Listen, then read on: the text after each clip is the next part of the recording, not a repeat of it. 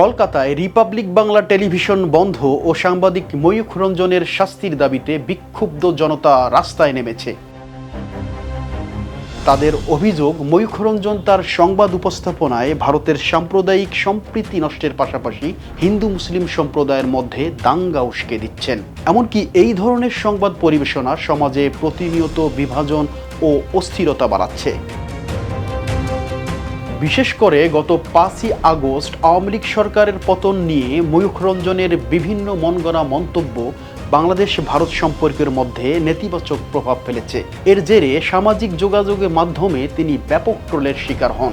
জনতা তাকে Joker, hawker ও চাটুকার বলেও সমালোচনা করেছেন। তবে তাতেও ময়ূখের বিতর্কিত উপস্থাপনার ধারা একটুও থামেনি। বাংলাদেশ নিয়ে মিথ্যায় জড়ানো প্রপাগান্ডা চালিয়ে তিনি সাংবাদিকতার নৈতিকতা ও পেশাদারিত্বকে বারংবার প্রশ্নের মুখে ফেলেছেন।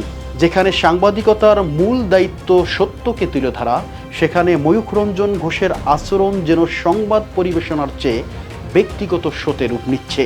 এমন প্রপাগান্ডা দেশের ভাবমূর্তি ক্ষুণ্ণ করছে এবং দর্শকের মধ্যে বিভ্রান্তি সৃষ্টি করছে, যা কোনোভাবেই কাম্য নয়।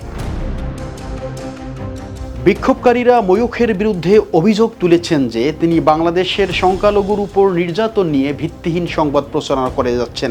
এর মাধ্যমে তিনি অন্তর্বর্তীকালীন সরকার ও নোবেল বিজয়ী ডক্টর মোহাম্মদ ইউনূসকে বিতর্কিত করার অপচেষ্টা চালাচ্ছেন বলে অভিযোগ করা হয়। তাদের দাবি, ময়ূখের এই সংবাদ বাংলাদেশের জনগণ ও আন্তর্জাতিক পরিমণ্ডলে বিভ্রান্তি সৃষ্টি করছে। বিক্ষোভকারীদের দাবি, ময়ূখের এই বক্তব্য ও সংবাদ উপস্থাপনা চলমান ভারত বাংলাদেশের বাণিজ্যিক সম্পর্ক বিনষ্ট করার পাশাপাশি ধর্মীয় উস্কানি ছড়িয়ে দ্বিপাক্ষিক সম্পর্কের অবনতি ঘটাচ্ছেন। তাদের মতে ময়ূখ বিজেপি সরকার ও আরএসএসের এজেন্ডা বাস্তবায়নে লিপ্ত রয়েছেন।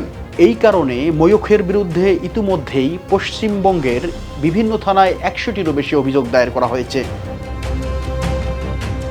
কলকাতা রিপাবলিক বাংলা টেলিভিশনের কার্যালয়ের সামনে বিক্ষোভ চলাকালীন আন্দোলনকারীরা হুঁশিয়ারি করে বলেন, অবিলম্বে রিপাবলিক বাংলা টেলিভিশন বন্ধ ও ময়ূখ রঞ্জনকে শাস্তির আওতায় না আনা হলে তারা আরও বৃহত্তর আন্দোলনে নামবেন।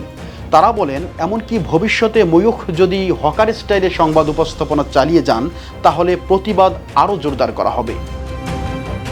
এই বিক্ষোভের জেরে কলকাতা মিডিয়া মহলে উত্তেজনা ছড়িয়ে পড়েছে। তবে পরিস্থিতি কোন দিকে মোড় নেয় এখন সেটাই দেখার বিষয়।